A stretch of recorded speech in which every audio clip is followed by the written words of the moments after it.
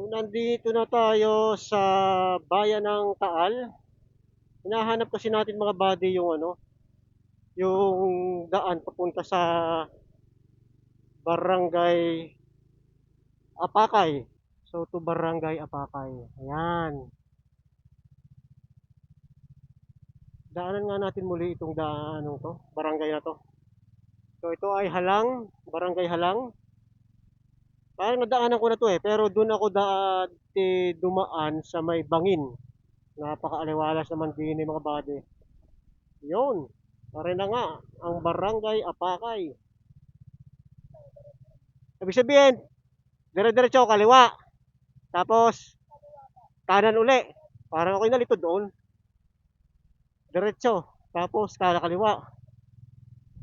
Tapos may punuan. Bahala na. Ala, ay lampas na ata ako. Ayun, dito.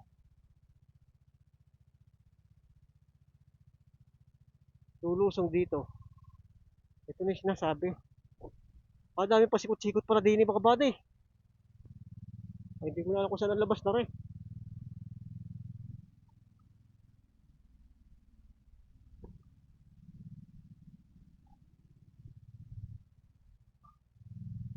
Kagaganda pala ng bahay din sa Barangay Apakay. Mag-ingat pababa. Tingnan natin. Lulusong tayo din mga kabady. May mga bahayan pa rin din eh. Saan kaya tayo lalabas? Galing tayo doon sa taas eh. Kaya doon lalabasan natin mga buddy ring mismong main road din. Puto saan naman ang daang palabas na rin. Ano yung ng barangay? Habang so, aakot ako dito. Tapos, kanan. Ayun, bahay na pala ito. Okay, sige, thank you. Nakarating tayo din sa barangay Bangin. Oo. Ay, Matarik. Matarik pala Ay, Bangin nga.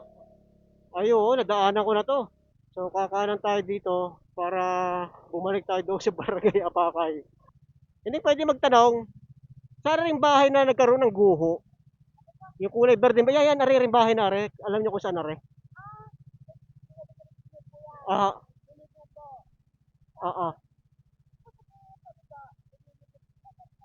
Kakaliwa, bababa, yung pababa.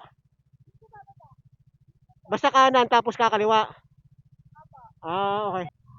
May kanto daw dito, kakanan tayo. O, di tama nga ito. Ay, nako, lumampas tayo mga buddy. Nandito na ulit tayo. Tapos kakaliwa tayo dito. Diretso ako, tapos kakaliwa. Oo. Kaliwa, basta hindi ako bababa mismo, no? Ayun, kakaliwa pala. Iman Supremo. Iman Supremo. Thank you. So, ayun, natumbok na natin mga buddy. Dito pala, ang kalsada na pupunta doon sa bahay na yon. Okay, so nandito na tayo sa kalsada na kung saan dito daw yung direksyon ng bahay na may nagkaroon ng sinkhole, no? Nagkaroon ng pagguho dahil sa matinding pag-ulan noon. Ewan ko lang ngayon kung natabunan na, kung ano na nangyari. Ay, ito. So, ito pala mga buddy. Ito na nga yung bahay. Okay. So, ito na pala yung bahay mga buddy. So, nandito tayo sa Barangay Apakay mga buddy. At ito yung isang sinkhole na lumabas dahil sa bagyong si Christine. So, kita nyo naman yung poste bumaba. Ito yung kalsada dati. So, nagkaroon na lang ng detour dito sa kabila, sa kaliwa. Napakalalim pala nito So yan, hanggang ngayon hindi pa natatabunan. Kaya yung mga sasakyan ay dito na lamang sa gilid dumadaan. So halos mga nasa ano to, mga nasa 20 meters siguro ang lapad nito, no? Bumagsak talaga yung ano, yung kalsada ng buo. So tingnan natin dito sa parte na to.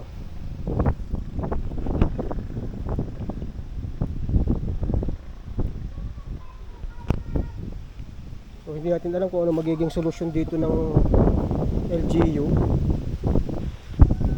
So sana magawa ng paraan na matabunan to. Kasi delikado to sa mga ano, sa mga residente dito, mga buddy, no. Kung patuloy na nakatiwangwang to ng ganito. Pwede siguro tabunan na lang, ibalik na lang itong mga anong to, itong mga lupang ito para at least bumabaw siya, no. So dito kita nyo rin yung ano, yung layer ng lupa, oh. Volcano deposit yan, ano, volcanic deposit yan, mga buddy. So kinainan niya yung pader, oh. Yan. So yan po yung ano, yung sitwasyon dito sa Barangay Apakay na kung saan nagkaroon ng sinkhole. So dito naman natin tingnan sa parte na to.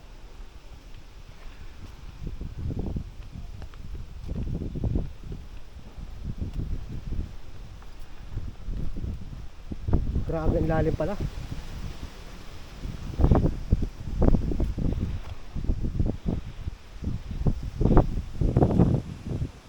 Sigurado naman tayo na mayroong nakahandang solusyon dito ang